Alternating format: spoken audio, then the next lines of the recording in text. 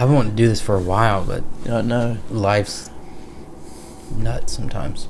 Oh, it happens. I know it happens. Yeah. I'm glad we're able to do it. Yeah. Sorry, it's early. Oh, it's fine. I wash my eyes, my face, and get Oh wait, I didn't do my hair. I know. Well, like me normally, it's like I normally have my hat on and all that kind of stuff. I said, "No, Keith, you don't be wearing no hat. Don't wear no hat. Don't do that." I grabbed a collared shirt this morning and I was like, "Nah, that's not Keith. That's not right." No, don't do that. Don't do it. Don't put me on the spot. Like, I go home and change. I know. I'm like, this is who I am. It's what I do. You know. So yeah, I'm trying to get more comfortable being in t-shirts on camera. I know. And that's one thing I've always told the girls. Just be who you are. Yep. You know, you ain't got to impress nobody. You know, if you're trying to impress people, you're going about it the wrong way anyhow. Yeah. You know, just be who you are, because that's where you're gonna flow better anyhow. You know, you ain't got to work nothing up. Just, and as I tell Tony, we you know, in this adventure that we're on and what we're doing, you know, it's, you hear about other people doing this and about other people doing that, and Tony's like, you know, we need to do this. I said, hold on, no. I said, we need to concentrate on what we're doing. Yep. We need to hone this in and make sure we're doing this to the full capacity that we can. I said, it'll grow. Mm-hmm. It'll come. We just have to stick to what we're doing. You know, I think it's not necessarily master what you're doing, but just be good at what you're already at. You know, and those resources, they'll come. You know, I've been helping nonprofits either under the Pivot Foundation, which became 1334, but started that 5 years ago. Yeah. That's crazy. I think February of 2020. Mm-hmm. And before that, I was helping missionaries in 2018. Really? So you've been at it for a pretty good bit. What's that, 7 years? Mm-hmm. Yeah, that's good. I've been doing videos for 10. Yep. I mean, it just takes Yep. It's not like what's the one, the overnight success isn't made in a day or whatever. Yep. It's made over years. I mean, it's true.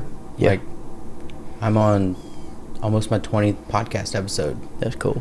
And it just takes a long, and I've been doing 2 years. Yeah. You know? Yeah. It just takes a long time. It does. It don't happen overnight, and that's what's so crazy about it. This is the same way. I go back to I can go back to certain moments when God was developing this and I didn't even know it. Mm-hmm. I can go back to people who've spoken to my life, and I'm like, you're crazy, you know. I'm like, but I already knew what I loved to do, you know, and I knew why I loved to do it. But I can literally actually go back to the first time I spoke. Anything that actually that resembled doing missions work, and that was I worked for a guy in Pelham for 13-14 years building his cabinets and running his cabinet shop, and there's a gentleman that come in there, Mr. Jack Willis. He's always overseas, and he said, I remember him talking about what he loved to do. He says, and what I do, he says, I love building the altars for the churches, and I love building the pulpits for the churches that we're over there working on. He said, when I hit the ground, that's what I concentrate on. Everybody else is doing everything else. This is what I'm doing. That's cool. And how I met him is he had made wooden pins, and he was always bringing some cool piece of wood from that country with him. I don't know how he got it here, but he would small pieces. And I remember saying to myself, I said, that would be cool. That would be awesome to be able to go to another country and be able to give back and help build churches. Yeah. I remember saying that, and I was in my mid to late 20s when I said that. And you know, it's kind of like God says, I heard you say that, you know. And then, you know, things happen, and God moves you from place to place and gets you to where you're at, where you don't even realize where you're at, you know. And what's he's even doing. And we look back now, and it's like, God, I've seen what you did, and I'm thankful that you did it. It hurt a little bit, it was uncomfortable, and we talked about that earlier about moving out of a comfortable spot to move into an uncomfortable spot. And I remember the first time I said that, like, I don't mind being uncomfortable, because when I'm uncomfortable, that's when I lean on Him more. Yep. And I've learned that over life, and I'm like, okay, God, I'm okay with that. Matter of fact, I've actually got to a place where I love that. Yeah. Because I know it's not me. I know it's not me. So, but just things that have been spoken into my life, and of course, when you're married and you have a spouse that's in it as well, yep. They don't just speak into your life; they speak into both of y'all's life, because you're one. And man, I've had we were down there in Florida serving with Convoy of Hope, and man, we had a guy that we had gotten kind of close to, and Tanya was able to come serve that time. And he goes, before y'all leave, because we were getting ready to pack up and leave, the day after, he said, hey, I got a word I want to share with y'all before you leave. He said, I want to make sure I share this with y'all before you go. And he basically simply said, he said, when God sees y'all, he said he sees one heart. He says, Tanya, you don't have your heart. Keith, you don't have your heart. He says, when God sees y'all, he says he sees one heartbeat. And it meant a lot to us, because it just confirms that where God's carrying us, it's going to be us together. It's never going to be my work or her work. It's always going to be our work, doing His work, And so, but it was cool. Those little things that happen in life, you don't forget about those things. And when you get to where you're going for that season, it's like, I heard what you said, God. I seen what you done. And I see how it's gotten us to where we're at, Yeah. So yeah, but can you explain the Deuteronomy 646 project a little bit? So when I first got serious about, all right, I got to do something with what God has placed in my heart, I didn't know what it looked like. I mean, just being honest with you, I did not know what it looked like. I knew what we wanted to do, within what I've done in the past, and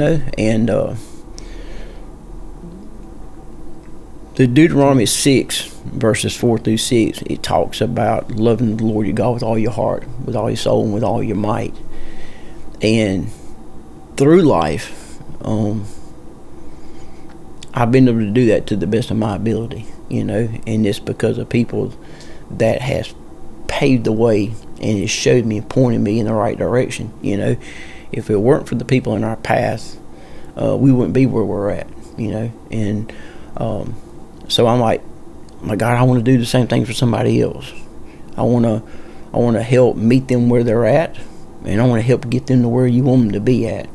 And when I first started thinking about the work that we would do, it was always about helping them see God's heart for their own personal life, and because missions has been something that we have not always loved to do, but something we have grown to love to do, because we talk about where we're at and how we got to where we're at.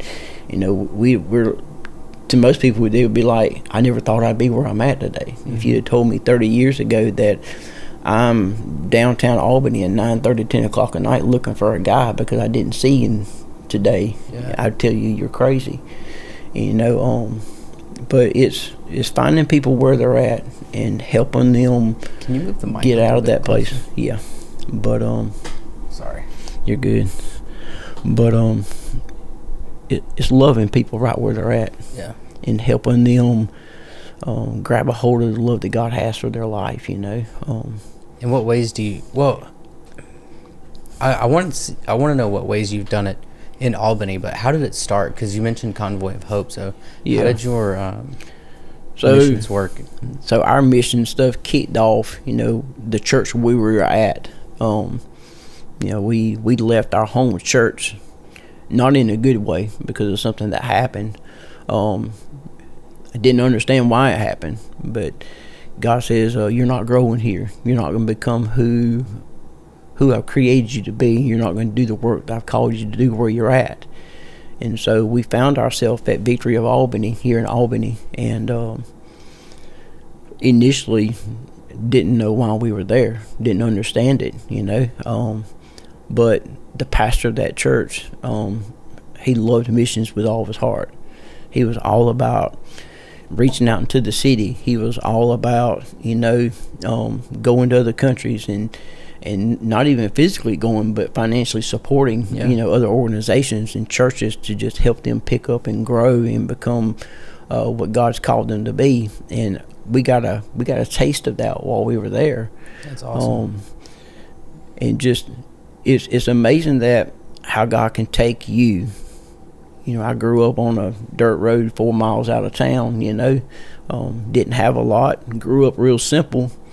And I look back and I'm like, God, you took me from living on the dirt road 4 miles out of town.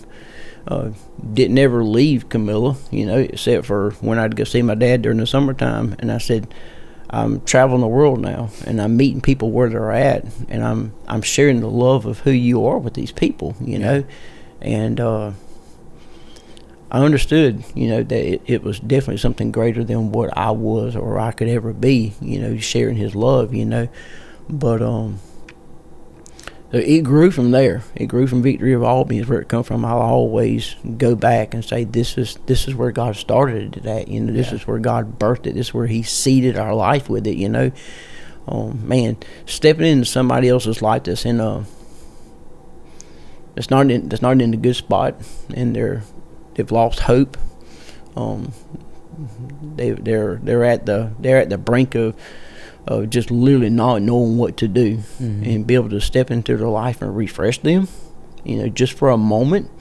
It gives them hope, And so the same thing with Convoy of Hope. We got linked up with Convoy of Hope because of COVID. When COVID hit, I was a missions pastor at the church, at Victory of Albany, and I got plugged in with them with bringing in loads of food to Albany, and just it ignited something inside of me. I'm like, I love receiving resources, and actually giving them back to where they're supposed to be at. Yeah. And I've made some bold declarations to God, and it's words that I've had to stick to, and it's one of those things where it's like, I've told God, I said, God, if you'll get it to me, I said, I promise I won't keep it. I promise I'll do with it what you asked me to do. That's everything. It's resources, it's money, it's my time. And it's sometimes it's a battle. It's a fight to keep that in front of you. You people give you things and they donate stuff to you, and you're just like, I can't hold on to that. I got to get rid of it as fast. Who can I find to bless their life with it? Yeah. And that's our heart. Our heart is to take the resources that God gives us, no matter what they are, and make sure we keep them moving. Yeah. Make sure we put them where they're supposed to be at, to where it helps people. How are you changing downtown? I know. Fairly recently, that's kind of where your heart's been. Yeah. So what sort of things are you doing, and what have you seen? Man, just that right there has, within the past 7 months, that thing has, to us, it's blew up. To some people, it may look like it's something very small. Man, we went from cooking 60 or 70 plates in our apartment and putting them in the back of my cargo trailer and hand delivering them to a church downtown, handing us the key to their church, saying, hey, Keith, I heard about what you're doing and we want to help. And what that done for us, it allowed us to go from cooking 60 and 70 plates to cooking 100, 110 plates on a Saturday, using a commercial kitchen. Also, it gave us a location to where those that we were already loving on, telling them this is where we're going to be at this time, on these certain dates. And it gave them a place to come to. It gave us more time with them, because that's what we always wanted. When we were doing it mobile, we didn't have time. We didn't have time to hang out like we wanted to because we had to set up at this location, then we had to move to another location, then we had to move to another location to get to those that we wanted to love on and care for. Yeah. And so that's grown. And it gives us more ministry time.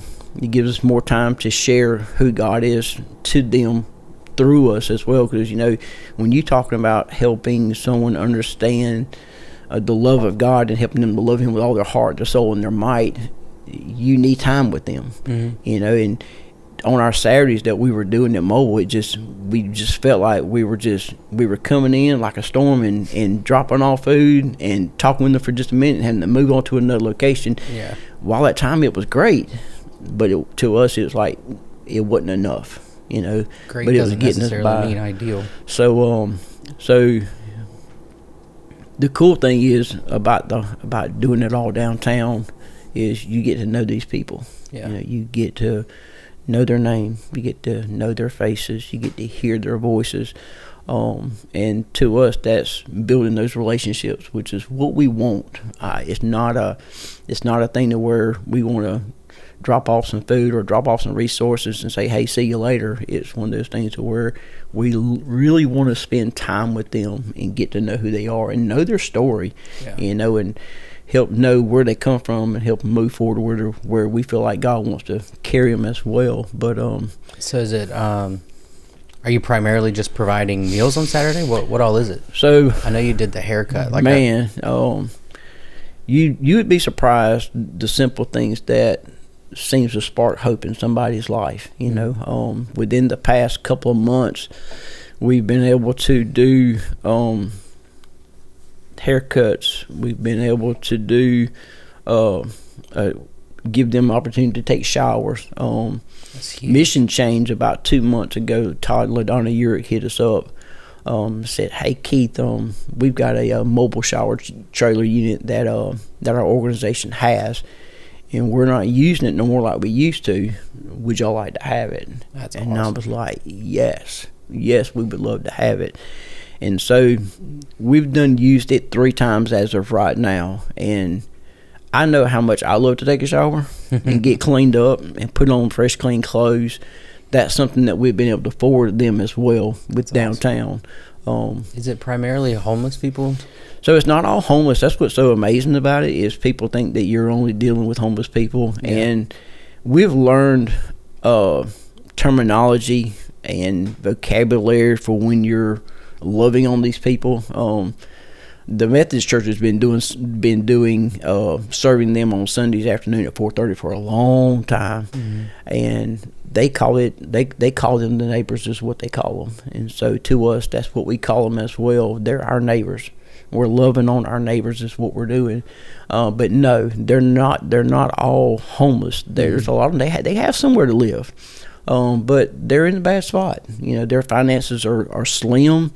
Some of them live in a place that does not have electricity. Wow. Most of them do have running water and stuff. Like we've got a gentleman that we've known for a year and a half now, and I hit him up the other day. I said, "Hey, don't forget we got the shower trailer with us today." And he said, "Oh no, I got running water at the house." But I know he doesn't have electricity. Yeah. And so, but no, some of these people, and some of them, they live in a home. They've got electricity. They've got water. They've got financial means, but they're just slim. Yeah. They could use help. And I've been telling them here lately. I was like, you know what? Even when you're not needing the things that we have to offer, we'd still love to see you. Yeah. We'd still love for you to come around because these are relationships that we're building that we want to keep. Yeah. This is not temporary for us. This is something that, maybe you come and you volunteer. Maybe you come and you help. Maybe you come back and you give back, into somebody else's life or where you come from, Yeah. And that's what it's all about. I understand, man, through being married for 31, 32 years, Tony and I, we've had some tough spots that we've hit. And, man, it looked grim. It looked like, well, what are we going to do? And it's helped us to turn to God, yep. Quicker and faster and lean upon Him. Will you tell God you trust Him? He says, okay. Yeah. Do you really trust me? I'm like, yeah, we trust you. And we've seen people step into our life so over and over and over again and just be used by him. Mm-hmm. And I've been able to see that, firsthand. And I'm like, God, I want to be used like that. I want to be able to step into somebody's life, and I want to be able to just make life better for them. Yeah. What can we do to refresh them? What can we do to bring them hope? I don't know. Maybe they've prayed to you and said, God, I need your help.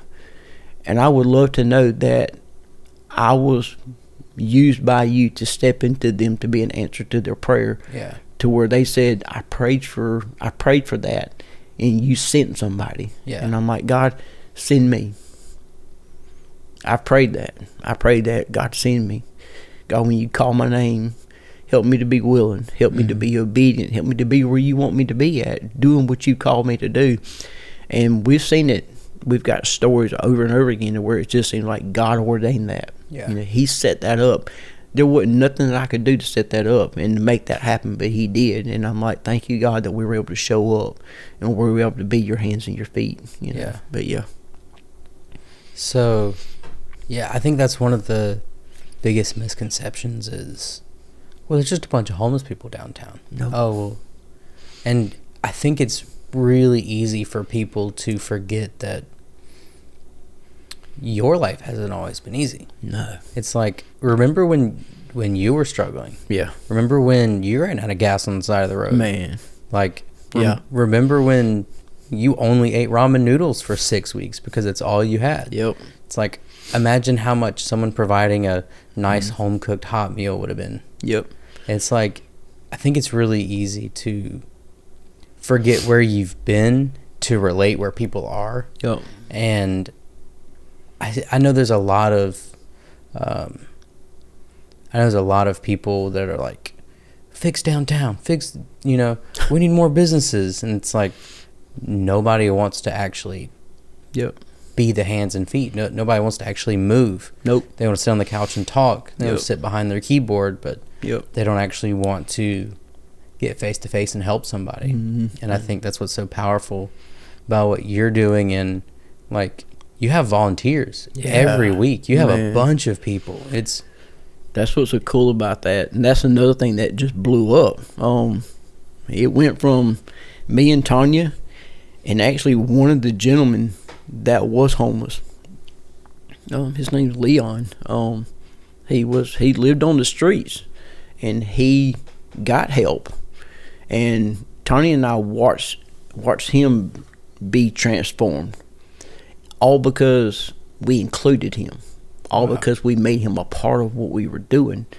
And even like today, if we need to know something about downtown or about somebody, hey, Leon, hey, have you seen so-and-so?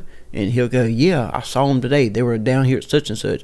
And he knows, he keeps up with the people downtown. He really does.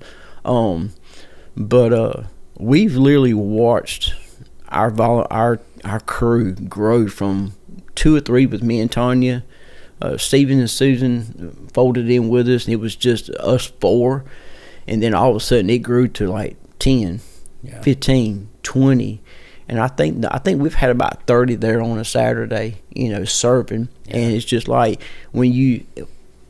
and what's so cool about that, it gives me time to step back and look at what's taking place. It gives me more time with those who are walking up and spending time with them in good conversation and with them as well. Because we always tell our team, while it's important for us to prepare a meal and get all these resources prepped ready, I says, don't ever get so busy doing that you don't have conversation.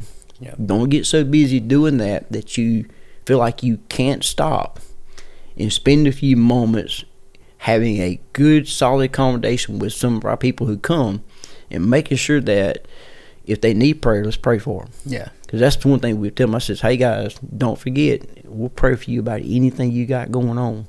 Because not only are we here to give you a meal and nourish your natural body, but we want to actually refresh and feed your spiritual body as well. Because that's more important. And that's something that we've been able to do as well. We left on a Saturday and literally felt the Holy Spirit prompt me. And he said, he said, Keith, so you know these people pretty well by now. You know a lot of them's name. You know a little bit about their story. He says, but do you know their eternal status? Like, do they know me? What kind of relationship do they have with me? Have they had one, or have they ever been introduced to me? Yeah. And I had to hang my head down. I said, no, I don't. I had to be honest with myself. I said, I don't. And he says, don't you think it's about time that you know this? And I'm like, yep, I do. And so one of our Saturdays we were serving, I asked permission. I told him, I said, hey guys, I said, do you mind if I share with you the love of Jesus Christ? Do you mind if we talk about the relationship that he wants to have with you? And literally all across the room, and that room probably had 75 or 80 people in it at that time, and they're all like, yeah.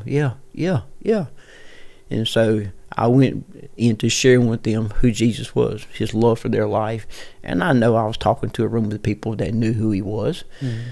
But I know how life happens. You know, it's happened for us. Mm-hmm. You know, to where, you know, yeah, I'm on fire for God today, and then a week later I'm in a spot where I feel like he's distant, and he's never distant. I've distanced myself, you know, and I've let life happen. Yeah. And so I'm like, I want to make sure when you leave here today that you have approached him again. You have allowed him to be the Lord of your life again, you know, and him refresh you today. And I told him, I said, I'm going to say a prayer, and I want y'all to pray behind me. If you want to, you don't have to. You don't have to do this. And pray the prayer of salvation with him, and literally almost the whole room prayed right behind me. Wow. One of the most beautiful things I think I've ever done, you know, at one time, you know. And of course, we told him this is next month when we're back and we're able to serve y'all and we're love on y'all again. I said I'd count it an honor to be able to baptize any of you that would love to be baptized, and we talked about it. And of course, we were able to baptize a few of them. You know, awesome. It was just a blessing, you know, to love on them that way. It's like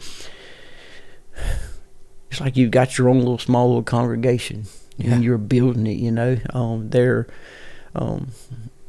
you don't need a platform. You know, you don't need that stage. Where we need to do is just meet people right where they're at and just love on them. You know, that's evangelism. Yeah, you hit it a while ago about there are so many people who's sitting on their couch and they're behind their computer. They're busy at work and they're busy tending to their families and stuff like that. And you know, and I get it, because Tony and I done that. Mm-hmm. You know, life had us in the place where we were building our family. Yep. Life had us in a place where we were having to make sure that our two daughters were being raised to the best of our ability. You know, and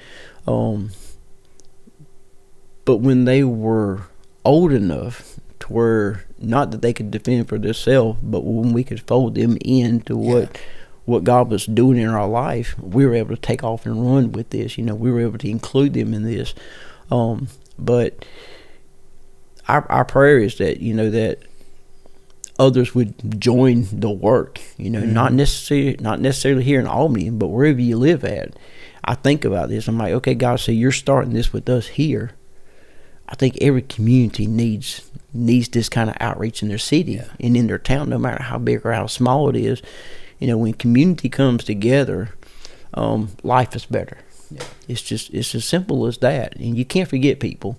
And yes, our homeless community, you know, all across Albany, you know, they're forgotten. Yep. They really are. They're looked at as if they're not worthy of what we have or what I have. And I'm like, God, I said, they're no better than I am. I'm no better than they are. They're human beings. You know, they're people. They've got names. They've either got families or they've had families. Yeah. You know, and I'm like, if we're going to fold them into any family, I want to fold them into yours. Yep. And I'm a part of your family. You know, I consider them brothers and sisters in Christ. You know, some of them are my age. Some of them are old enough to be my granddad, you know, and I look at them that way as well. You know, I look at, we've got a vet that lives downtown. His name's Mr. James, and he was one of the first ones I fell in love with. You know, just I watched this man walk up, you know, and just was quiet. and wouldn't say nothing, but he would receive what you had for him. And it's just one of those things. Like I'm like, God, that's not the life you created him for. Yeah. That's not it. And I'm like, what can we do? What can we do to help him out of that? What can we do to make it better for him? And create a space for him to live where he's not feeling like he's stuck. Yeah. And we hear that a lot. People feel like they're stuck. They don't know where to go, who to turn to, what's the next step. Yeah. And that's something that we're learning ourselves is, what's the next step? What can we do for you to help you get out of where you're at? Yeah. So, but man, I think, like, don't get me wrong. I think there's definitely two sides of like the people that sit on the couch and don't actually want to do anything. Mm-hmm. But there's definitely people that wish they could. Sure. And they're just not in the place to be able to do it, either time or family or I don't know, they might be a nurse and work 80 hours a week. That's right. I know. Yeah. So but I definitely think there's still a place, like, so 1334 went to Thailand to film the documentary about the church planners. And there were people like, man, I wish I could go, but I can't. Yep. But here's some money. Yes. It's like, please help them. It's like, even I know there's a lot of people that are living paycheck to paycheck, but have donated $2, $3, $4, $5, $10 a month. Yep. It's huge. It's huge. And I think, not everybody has, I don't know, $2,000 a month to donate to stuff. No, I know, for real. But it'd be cool if you could. Yeah, exactly. But the difference that 200 people make donating $10, it's insane. I know one of the most profound things that I heard when it comes down to building God's kingdom monetarily. We were at Victory, and we had our missions director with the AG come in, and he had just come back from Fort Yukon, Alaska.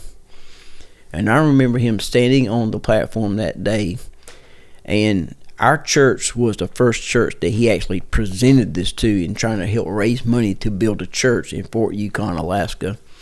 The story behind it was there was a missionary pastor that got sent there to minister to these people, and the community was about 85 people. But the little building that he had, you got to remember Alaska, it's freezing cold. He has to go and fill this buck stove up to warm up this little small church that they had, or a building that he was using as a church. It hold about 40 people. That's max, like packed out. And when Billy went to go meet with him about what he was wanting, he says, I want a building that can hold 85 people.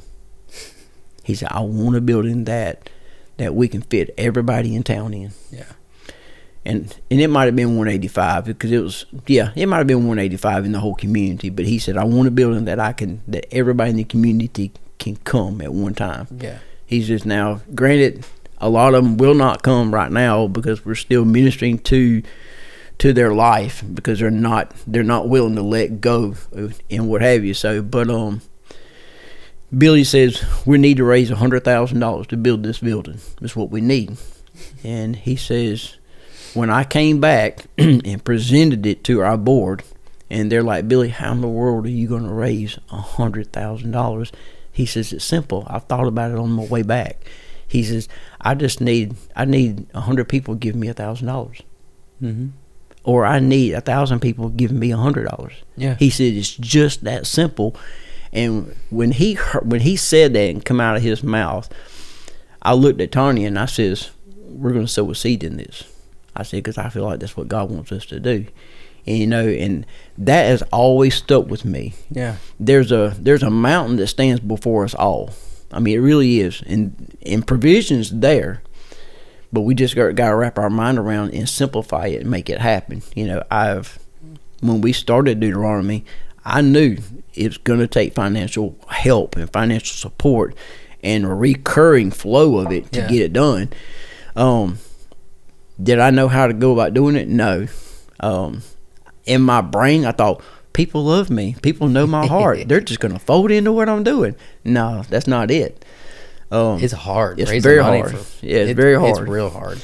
But we've seen God provide. Just, it seems like it just happens out of nowhere. You know, it's like 1 minute you barely got the funds there to do what you want to do, and then all of a sudden 2 or 3 people will come in and they'll donate, or you'll cross paths with somebody, and before you know it, you're not touching money that's in your account because God just provided what you need to take care of what you're doing. You know, and we've seen it happen over and over again. And I hear you. It's like those $10 people. You know, we've got a few that people think it's minuscule, but it's everything. Yeah, because it is. The thing is, the $10 people, there's 100 of them. Yes, and $1,000 is game changing. That's right. That's right. I remember pumping gas one day, and I happened to look down, and I seen this piece of food, and pretty nice sized piece of food, and just like easing across the ground. And I was like, what the heck? And it intrigued me. And I was like, what the heck? So I'm at the gas pump pumping gas, and I actually get down on the ground and I look at this, and I don't know, like, you can't count them, but I would think there was 50 ants underneath this piece of food, and they were just marching on with that, like we got this, we're on our way, you know. And it's those little things that you see, like, that's how it happens. Yep. That's how you move that. That's how you create that. That's how you move forward with something. Like you pull people in. You pull all the resources you can in, and it happens. It takes place. You know. Just same thing with our community downtown. You know, the most important thing is to share the love of Jesus Christ with them. We can't do it by ourselves. Nope. But when you have 30 people show up on a Saturday, and they bring their character to the table, they bring their heart to the table, they bring their identity to the table, they bring the life that they've had to work through to the table as well. Yep. And in that moment, there's so much knowledge and understanding that sits in the room, and literally there's nothing that we can't do. Yep. Literally nothing we can't do. And I think what maybe volunteers forget, I know I volunteer at our church, and I forget this all the time. Yeah. If there's freedom in your testimony, Yes. then there's freedom for you and freedom for somebody else. Yes, absolutely. Then just you being somewhere with other people and sharing your story is freedom for, like, no, you don't have to go, I don't know, cook or make rice or or move tables and chairs. That's right. But just being somewhere and actually sharing, hey, I was in this spot where we had nothing. Yeah. Where we were living off credit cards. That's right. And we're okay now. Yeah. It's like, just that alone. Oh, yeah. Yeah, there's, it's bad now. Yeah. But it won't always be. No. And let me walk with you. Yeah, that's it. That's it. I had this idea while you were talking. Have you, obviously, the idea isn't for this to stay here. Yep. Absolutely. Have you considered maybe some sort of pamphlet or ebook or something of just standard operating procedures of how to do what you're doing? Because I think being able to share the procedures of how you started and how to grow outreach, how to grow this missions type work could be incredibly. What if there's a guy in Michigan who's like, I really, really want to be able to help our neighbors. Sure. But I have no idea where to start. Have you thought about putting something together like that? I haven't, but it sounds like something that does need to take place for sure. You know, especially something that will help somebody walk out and start. Yeah. Now we've had a couple of the people that Tony and I have volunteered within the past year and a half or two, and they were already doing somewhat what we're doing as well. And I remember him and I having conversation, and we had already done our 501c3. We had done walk through it and press through, because it's not easy to do. I mean, you literally got to answer those questions right.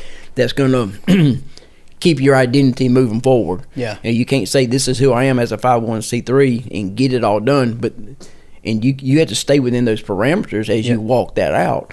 Yeah, if you want to do something different, you have to open up another whole 501c3 that will actually walk in that direction as well. So we had to strategically make sure that our application said what it needed to say, and would help us move forward in what we were wanting to. We literally had to think about the end results and put it on paper from the beginning. But anyhow, we had to double check and make sure a podcast still fit within. Yeah.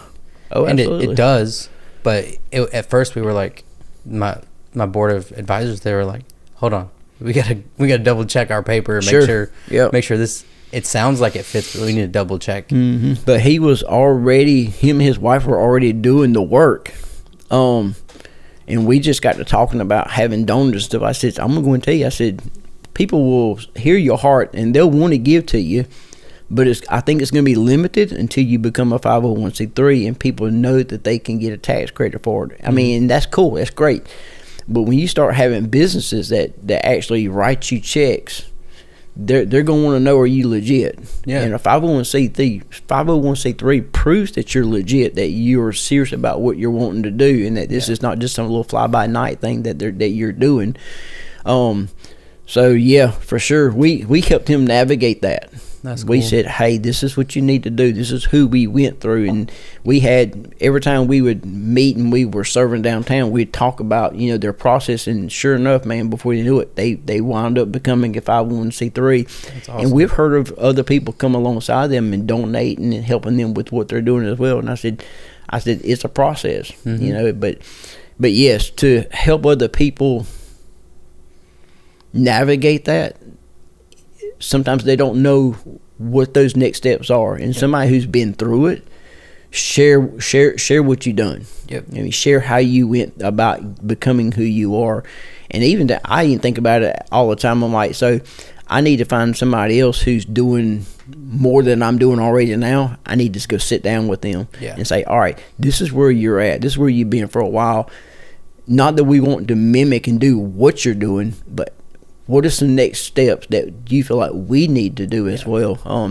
It's funny that you say that, because I want to say about 8-9 years ago, we went to Atlanta and served along Pastor Paul and then with the Atlanta Dream Center up there. And that was another pivoting moment in our life. It just coming to grip with people who need us to step into their life and love on them and care for them. He's got an amazing ministry going on up there. And just within the past couple of weeks, I've been thinking, I'm like, I need to hit him up. I need to sit down and just lay on the table what we're doing, and lay on the table where we're wanting to go with this, that I can see as of right now, and hear from him and say, what do we need to do? And I know you've walked this path already. What do we need to do to create somewhat what you're doing here in Atlanta down here in Albany? Even Stephen Young and I, we've talked about it. His heart and his dream is to have a dream center here in Albany. And I told him, me and him have talked about it. I said, it's going to happen. It's coming. It's coming. I said, I hear your heart. I know my heart. And I know we can fold people in and we can make this happen. And it's like Tanya and I, we've got a building that we've had our eye on for a little bit. We're believing God to give it to us. I mean, we really are. And I've had people come up to me that I've shared this with, that I know I can share it with, and they're like, hey Keith, where are you at with the building? I said, don't ask me why I'm waiting. I'm not sure. It's not that I'm scared or whatever. Am I waiting on the timing to be right? I'm not sure. But it's becoming more real to us now that we need a building. We need a building, because we have those that we would love to see them not having to live on the park bench. Or living behind the bush, or throwing cover on the ground at the fountain, downtown. We'd love to be able to give them a place where they can lay their head. And we think that these people aren't scared and they don't have troubles and stuff like that right there. But I hear so many times that at nighttime when they lay down to rest, that they don't get rest good, just for the simple fact they're worried about somebody coming and robbing them and taking their stuff. And I'm like, God, that's not the way it should be. And I can't imagine. Going to a building and having somewhere where they can lay their head down and know that somebody's watching over them, I think that's huge. Yeah. It's very huge. So, but yeah. I think you have to follow the peace. Like, just because something's the right decision doesn't mean it's the right time for it. That's right. That's like, right. You don't know what's next. Yeah. No. There might be something even greater you haven't thought of yet. Yeah. But the peace isn't right. Yeah, I know. I was on my way to, when we were living in Camilla, I was on my way to a men's Bible study at the Temp Coffee Shop one Friday morning, and I had been in prayer, just simply praying, and it literally felt like I heard God says, he says, Keith, you're not dreaming big enough. I mean, he knew my heart. He knew what I would love to do, but he literally told me, he says, you're not dreaming big enough. And I'm like, shoot, you know. And so our dream to us is to love on as many people as we possibly can. Yep. Share who Jesus Christ is with them as much as we possibly can, and whatever resources we can get our hands on that would just help them navigate where they're at and help them out of where they're at, to just move them in a direction to where they're healthy. Yeah. To where they're self-sustaining. There's too many people in our world today that they're just barely getting by, or they're not even getting by. Yeah. I mean, it seems like week after week or month after month, it just seems like they're slipping a little bit further behind. And I'm like, no, that's not life that God created for us. Yeah. You know, we're talking about a God of plenty. Yep. We're talking about a God of abundance. Yep. And I know our life, I know our life choices affects that. Yeah. You know, and I know growing up, you know, I wasn't taught right, you know, in every aspect of life. I wasn't shown how to navigate everything just right. A lot of stuff I had to learn on my own. There's a lot of mistakes I've made. Mm-hmm. You know, I go back and like, man, I wish I wouldn't have done that because I did that. This is where I'm at now. You know, or I wish I'd have done this different. I wish I'd have done that better. But I think for what I knew and for what I was taught, I think I managed it pretty well, you know, getting to where we're at. And it's a learning process all the time, yep. You know, to move forward, you know. And I'm thankful for people that are all around our life that we can look and we can glean from, yeah. And learn and gain that wisdom and knowledge of where we're wanting to go. And like we said a while ago, now it's time for us to turn back and share what we know with other people as well. Yeah. And I love one of the things that stood out to me when we started moving into this arena of the nonprofit was network. It's like, yeah. You got to network with people because you can't go about this by yourself. Yeah. If you think you're a lone ranger, you're in trouble. You're setting yourself up for failure already, and that's not us. I'm like, I don't want to do this by myself. Yeah. I want to fold in as many people as we possibly can. I want to fold in as many organizations and come together as one, mm-hmm. and create this blanket that covers Albany. Yeah. As a whole, not in pieces, but as a whole. And I said it, and I believe it. I believe Albany has the potential, and the people that's got a heart for God and a heart for the city have a potential to put Albany on the map for a move of God. Yeah, absolutely. I believe it. I mean, I believe it with every ounce of my being that worldwide Albany can be known and will be known for the move of God through this community. Yeah. And I'd love to know that I'm a piece of that. Yep. I'd love to know that I'm a piece of that. I've always wondered, God, why do you have us here? Why here? Mm-hmm. You know, even back when we talked about moving to Albany years ago, people were like, why do you want to move to Albany? That place is horrible. There's this and there's that. And I remember telling them, I was like, listen, if all the good people move and leave that city, what's left? But what if good people move in? Mm-hmm. What if good people follow the voice of God and come to that place? Imagine the change. Yep. Imagine the change. And I think that's what happens to our areas of our community. People see a certain criteria. People move into a neighborhood, but they're automatically wanting to do what? Abandon it. Mm-hmm. They're wanting to leave it. They're wanting to haul to a new spot and create their life in a better spot. where you're at, make it better where you're at. Yep. Create better where you're at. I love to see what's happening downtown. We've had the opportunity to go run with King Randall a couple of times within the past month or so. And what he's doing downtown, amazing. Mm-hmm. Amazing. I mean, to run with 200 and 300 people at one time and hear the community. That's cool. It's amazing. It's amazing to hear that. Yeah, man. You got to go when you can. I'm excited. You got to go when you can. We've been twice. And just the community of the people, they're there running. Mm-hmm. Yeah, they're getting fit.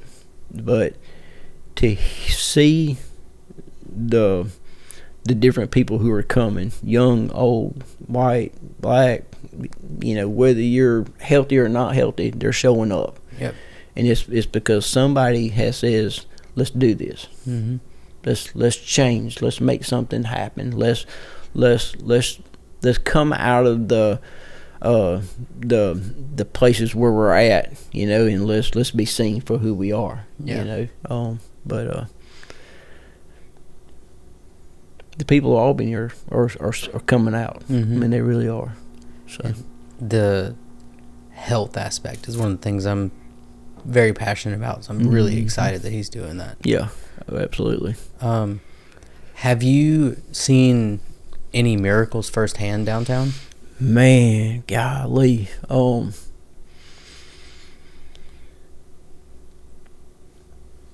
So since we started this process and being involved in what we're doing,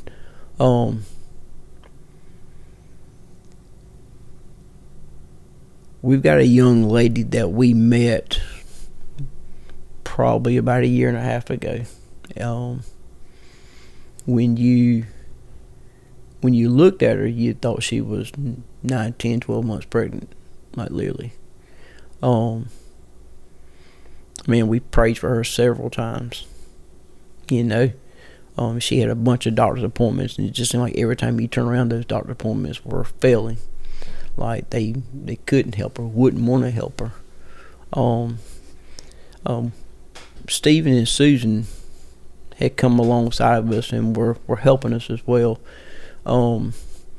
About probably 8-9 months ago, and Susan met her, and Susan just had compassion for her in a whole different level than some of us did. We don't get me wrong, we loved her, we cared for her, and we wanted to see this thing take place in her life. But Susan, Susan dove in all the way with her, and by sharing her story a little bit, before we knew it, we had a doctor that said, I'll see her. I want to see her. And to see God orchestrate that for this young lady, and then before we knew it, it happened so fast. Like, before we knew it, not only did she have an appointment, they set up surgery. Wow. And before we knew it, like we blinked our eyes and this whole thing was done. Wow. They took her and said, don't worry about the cost, because it ain't gonna cost you nothing. And within the past 2 weeks, she has had surgery. She has recovered from it. She's already back home. Wow. All because somebody cared and had compassion for her in a whole different level, and because community come together. Yep. Susan shared her story. Susan asked her, "Can I share your story?" Because I believe that there's somebody out there that wants to help you. Yeah.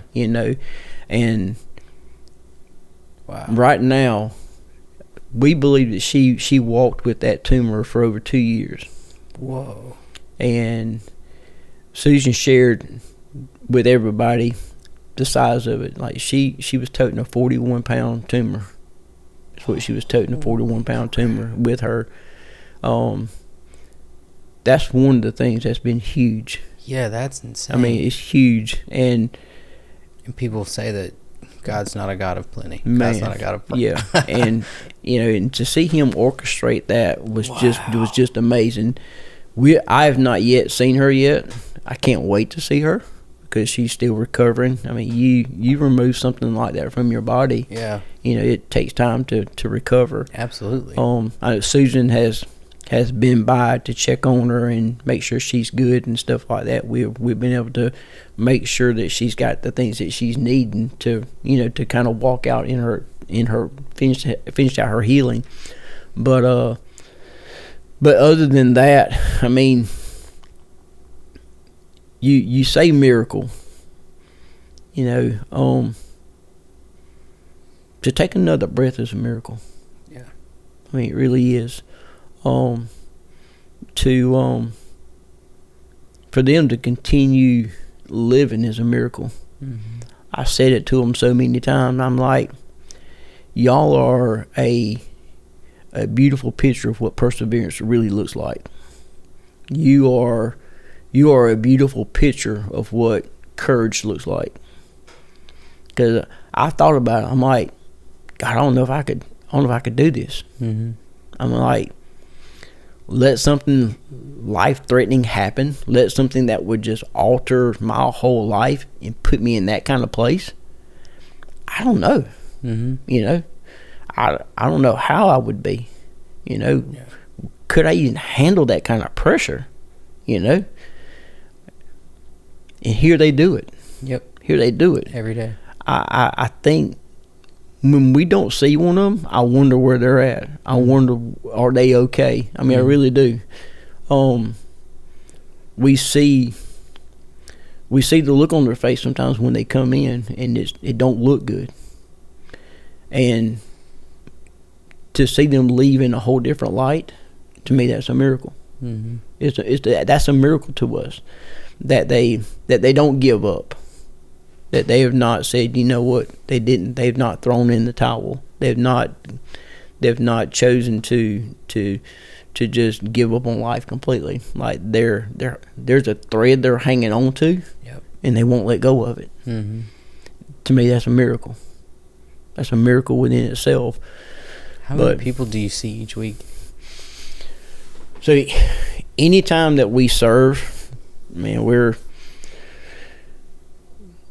we know it's at least 100. Mm-hmm. It's at least 100. Sometimes it's a little less, but we know it's at least 100 people that we minister to on a constant basis. Yeah.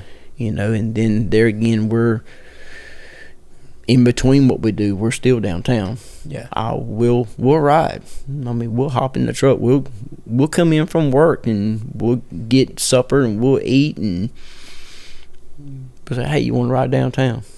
And we'll ride downtown to see who's out. Yeah.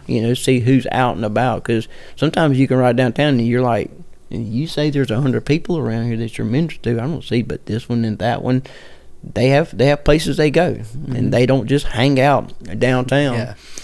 Yeah. One of the things that we laugh about is, and it happened this past Sunday, we had rode downtown to go. We had one of our guys that we were looking for, and we pulled up at the library, and we were standing outside, and before we knew it, we had like 10 of our people standing around us, really? And we were having conversation and just laughing with each other and just having good conversation with each other and just checking on them and mm-hmm. just seeing if they were okay. We got one of our guys downtown. He's figured out that he can come over here to where Target's at and where Publix is at, and people will kind of help him, Yeah. And I pick on him. I say, what you doing on my side of town? And we laugh and carry on or whatever. But and there's a cool story with that. One of our youth, the gentleman's name is Auburn. He was over here by Publix, standing in a little Y. Had a little sign saying, "I could just use a little help." Just as simple as that. He wasn't begging for food or begging for money. He just, I could use a little help. That's all his sign said. And this young lady, she felt prompted to pray for him. She told her dad, because her dad shared this story, because I remember when he put it out, he says, I am one proud father. Mm-hmm. And he says, my daughter saw this gentleman with a sign needing help, and she says, "Daddy, I don't have no money." She said, "But I want to pray for him." Yep. And for a father to turn around and pull over and allow his daughter to get out of his vehicle and walk up to this gentleman and pray for him.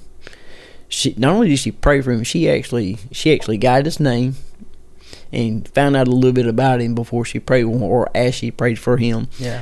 And I remember seeing the post, and I remember replying back to him. I said, "Thank you for loving on him and for caring for him." And I actually shared who he was, and of course we had this little conversation back and forth about that she found out who he was and all this kind of stuff.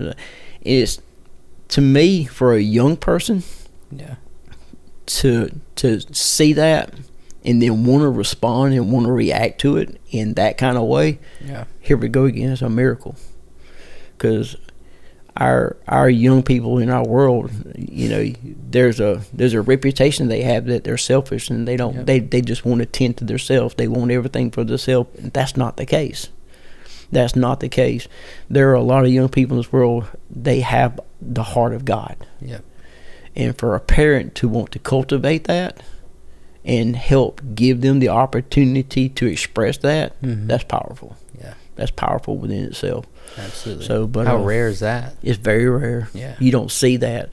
And there again, it wasn't no recorded thing. It was just a dad saying, "I'm a proud father." Yep. And who knows where that's going? Mm-hmm. I mean, really. And I remember telling him, I said, if she ever wants to see him again or wants to volunteer, tell her I know a spot. Yeah. I know a spot. And when you see somebody that's got that kind of heart, you're like, we need to fold her into what we're doing and allow her to grow in that. And that's the thing, when you see a young person or anybody that has that kind of heart for humanity, period, they need to get plugged in. Yeah. You need to find a spot for them to grow that, and for that thing to be nurtured to where they're another person in our community that brings to the table what they have to offer. Yeah. Give them room to share what they have. Yep. Because something's happened in her life that has sparked that, and we need to keep that fire burning. I think one thing that what you're doing reminds me of is, I think it's Psalm 23 that says, "You lead me by still waters." Mm-hmm. It's that peace where it's like is it Psalm 91 maybe that says, "Your rod and your staff protect me." Yes. It's like what you're doing is providing. Essentially, what you're doing is you're providing the Holy Spirit to people. Yes. Maybe it looks like a box lunch. Yep. But what it is you're bringing peace, you're bringing presence, and you're just, you'll know me by my fruit. Yes. And it's like, absolutely, this is just the fruit. You're just peeling back an orange. That's it. There's just those little 9 pieces in there. That's right. What I mean? That's right. Is there 9? I don't know. I know there's 9 fruits of the spirit. But That's right. That's right. Absolutely. Yeah. But yeah, it's really cool. Yeah. And I think what you're doing is powerful, inspiring. It's phenomenal. Yeah. We love doing it. Yeah. That's the thing. I think that's one of the things that people notice immediately. It's like, oh, this is who he is. Yeah. He loves it. Oh yeah. And I think that's the only way for it to work. It does. Because there's some people that do organizations and set up charities, set up foundations, and they do it for themselves. Yep. And you can tell. Yeah. But then you see somebody that this is just who they are. Yep. I just want to help. Yep. That's it. I don't have money, but what I do have, I give you. Yes, absolutely. And it's like, I might not have much, but what I do have, I give you. That's right. And it's, so how can people help you now if somebody's watching and they're like, I really wish I could volunteer. I really wish I could send my $5. Yep. So if you're on Facebook or Twitter or Instagram, Tanya's got our Deuteronomy 646 project stuff out there. there's a link on our Facebook page that you can click, and it'll lead you to our page. Yeah. And Tony is always updating it all the time. I don't know where I'd be without her. I mean, I should have interviewed her. No, she does. I'm like, for real. And we talked about that. So, maybe you need to do one with her without me. But anyhow, I need to get another mic. Yeah. So she stays on top of that. Yeah. But yeah, if you can go on Facebook or Instagram, click on our links that are on our Facebook page, it'll carry you to our website. And our website is dialed in. Awesome. There's our story on there.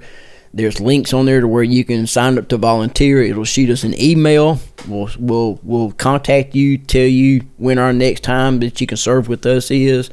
There's our Venmo account, our Stripe account. However, I mean, there's places where you can contact us by email. Of course, we don't put all of our information out, like our phone numbers and stuff like that, because then you'll have everybody under the moon calling you. But at our as fast as we can, we will contact you and make sure that you're filled in on what your next step is with helping us. And people always ask us, what do y'all need? We need it all. I mean, literally we do, because when I said earlier that, God, I promise that if you will bring me and you will funnel the resources into me, I promise I won't keep them. Dude, that's a promise I'm keeping. Yep. I mean, like, as soon as we get stuff and I know where to carry it to, or know where to give it away at and bless somebody's life with it, that's what we're doing with it. Yeah. We're very careful with how we spend our money, because we know where we need to go with it. Mm-hmm. But at the same time, I'm not scared to get rid of it. It's like, just for instance, last week, we provided a meal for over 100 people. That meal looked like it was a hot meal. I'm talking about fried chicken, collard greens, mashed potatoes, bread, and a sweet. We also give them a sack lunch. That is, when I say it's full, it's full. And so we had clothing last week, shoes last week. But outside of that, which is what we do every time we meet with our people downtown, last week we bought probably 5 or 6 bus passes last week. Nice. To help people navigate and travel, get around the city where they need to be at. We had a gentleman that we went purchased him a brand new walker last week, because he uses it for stability, but he also hangs a few bags on it to where he don't have to worry about holding on to his hands. We done that last week. We bought about 4 or 5 pair of shoes last week. Awesome. We bought some specific clothing items for a few people, just for the simple fact because we didn't have clothing in their sizes. So it's we gave away some meat last week. We have an amazing donor, or a few donors that give us meat, like frozen meat, and we put it up and we save it. And yes, we use it for cooking and stuff like that, but we also, when we come across a family that we might not be able to financially help, we say, we've got some meat. Would you take some meat? Yeah. And that way you don't have to worry about buying meat. Yeah. And the money you're saving on meat, which meat's expensive, then now you can take that money and you can use it towards something else. Yep. So we're always doing, that's awesome. So your financial, monetary giving would be huge for us. It just it helps us to meet the need as we need to. Yeah. So but clothing, bikes, pillows, blankets, hygiene kits. I mean, that's another thing. Hygiene kits is really big. We've got a new volunteer that's been with us 3 times now already, and every time her and her family come, she comes with hygiene kits that her and her family put a lot of love in. That's cool. And so, I mean, we'll take it all. Yeah, we'll take it all. So, I had a couple ideas. One, do you have a Google form set up? Do not. So it'd be really cool if you had a Google form set up, either as a pop-up on your website or something to post online. Yep. Where someone can go on and say, hey, this is who I am, this is where I am, this is my need. Yep. And here's a contact. I gotcha. Yep. I don't know if you have a form like that or not, but we have something similar to that, to where somebody links on our website. There is a spot on our website to where if they do have a need, perfect, or have a prayer we want for us to pray with them about, they can fill that out. Because that's the thing. If you can be somebody who sees our heart and you're wanting just prayer, or you don't know where we're at or when we meet, but you have a need.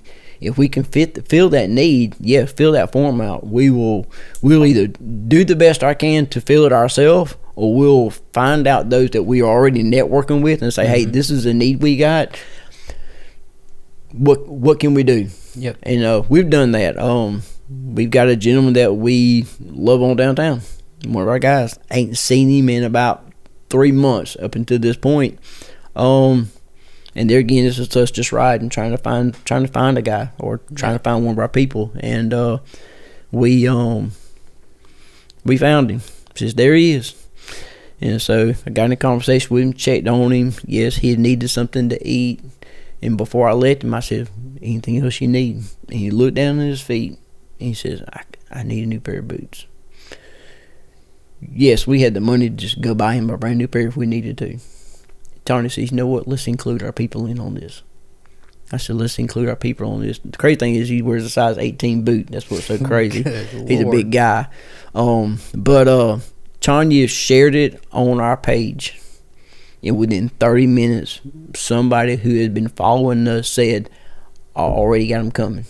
Wow. Like the need got met within 30 minutes. I mean, she took it and ran with it and says, I want to be a part of meeting the need for this gentleman's life. Yeah. And sure enough, Monday afternoon, the boots came in. Tuesday, we had them in our hand. And Tuesday afternoon, he had them on his feet. That's awesome. And so you talk about networking. You talk about why is it so important to use media to get this information out there. Courtney, the young lady that she had surgery on her tumor, that was because we shared her story. Yep. Now she's 41 pounds lighter. Yep. She's healthier. Not only in a natural sense, but I know her spirit is healthier, because that weight of I'm toting this thing, what's it gonna do? Yep. Am I ever gonna get rid of this? She's got a peace of mind about herself now that she's not had in a long time, and knowing that this thing that she's been carrying around for so long is gone now. Yep. I can't even imagine what she feels like. And that's all because we shared her story. Yep. All because we included others in on what we're already doing. Yeah. And I think that's what we talk about, heaven on earth. That's it right there. The work of God here right now. And when we don't hold on to it ourselves and try to hoard it, we try to include everybody else we possibly can on it that has the same heartbeat that we have, there's literally nothing that's impossible for us. We can accomplish it. We can do this. Yep. So yeah. Do you have any connections with Open Arms? Not yet. Okay. Not yet. I'll get you connected with them. Not they yet. have a youth development program set up where if you're between, I think it's 18 and 25, they have a whole program set up to where you need somebody to watch your kids, we help you. You need your car fixed, we help you. You need more groceries, we help you. That's good. It's all designed around the 18 to 24, making sure they are off the street and set up to where they can either help their growing family or move forward where they need to go.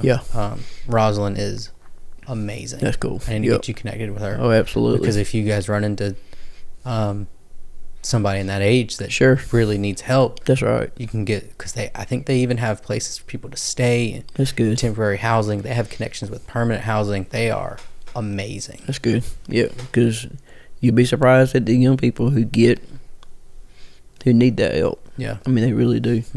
In this day and time, starting off as a young adult and growing your family, man, I can't even imagine. I know it can be tough for an adult, like somebody who's 30, 40, and 50. But for somebody who's young, and I know there are a lot of family dynamics out there that has not started their kids off well. and they need somebody that can just come alongside them and say, hey, we want to really help you because we want to see your success. Yep. We want to see you become, very well traversed in your future. Absolutely. So, yeah. Do you have an Amazon wish list somebody could go on and purchase for them? We don't. Now, when we have things that come up, when we've got a particular project we're working on, Tanya, she has in the past developed a list, and she'll put it out there because, hey, this is what we're needing right now. Yeah.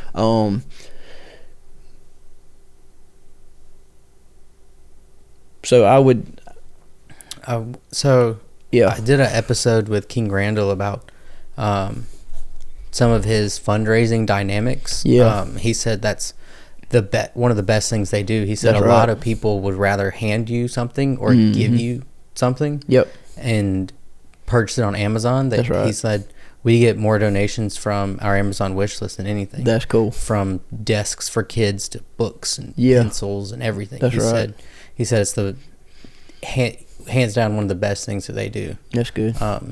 So it might be cool. Even even having shoes on there. Oh yeah. Yep. Jackets and clothes and whatever. Yep. Like oh yeah.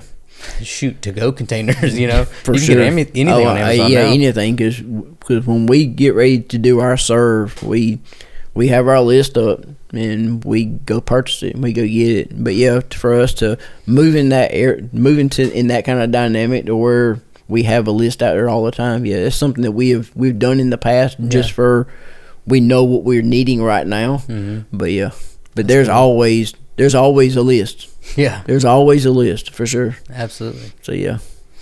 Is there anything you want to add? Man, I think we covered it well. Yeah. I mean, I really did. I mean, I think we covered our story pretty good. Just prayer is always a need for us. Mm-hmm. Keep us lifted up, keep our team lifted up. That we would just continue to move forward and navigate and be good steward over what God has given us. I mean, because that's us. I mean, I want to make sure that we handle what we're handling very well. Yeah. I don't take it for granted that God brings us to people into our life that we have. I mean, we've seen this thing grow so fast already. Yeah. Because we had no idea how fast it was going to go. Yeah. Less than a year is awesome. Yeah. Tanya and our heart is that we're able to, at some point, break away from work. Yeah. Like literally, and this is what we do full time. Yeah. I mean, I've had that conversation with God a couple of times, and He's prompted me. How far do you want to go with this? Yeah. I'm like, as far as you want me to go with it. Mm-hmm. I'm willing. And it can be a scary thought. Yeah. How far we really want to go with it. But it's going to require all of us. Absolutely. It's going to require all of who I am. And to me, this is not something temporary. This is something permanent. I can literally see myself doing this till I'm done. Yep. And our health is very important to us. Mm-hmm. God's blessed me with a body, and I want to make sure that it's able to press all the way through. Yep. And fulfill the work that He's called us to do. So, absolutely. Yeah, prayer is huge for us. Pray for us. Yeah. Pray for us. Lift us up. Lift our team up. And come alongside of us. Because I'm gonna tell you, it's not possible without our volunteers. Yep. Man, we love our people that walk with us in this for sure. Absolutely. So yeah. Thanks for joining me. Could I pray before we end it? Absolutely, brother. Absolutely. God, I thank you for Keith. I thank you for Tanya. I thank you for their team at the Deuteronomy 646 Project. And God, I just thank you for his heart. And I thank you that right now you are helping the right people get into the right place. God, I thank you that you're helping resources fold in. Lord, I thank you that if Jesus can multiply some bread and some fish for thousands and thousands of people, God, that you're able to, how much more can you do for Keith and Tanya? And God, right now I thank you that you're changing Albany. God, you're changing our city. You're changing our county. Mm-hmm. And God, right now you are reviving us. In Jesus' name. Thank you. Amen. Amen. Thank you, brother. It was good. Yeah, dude. Yeah. Enjoyed it. Me too. So now my thing is like, all right, what me and Jackson Riley got going on at 8:30 this morning.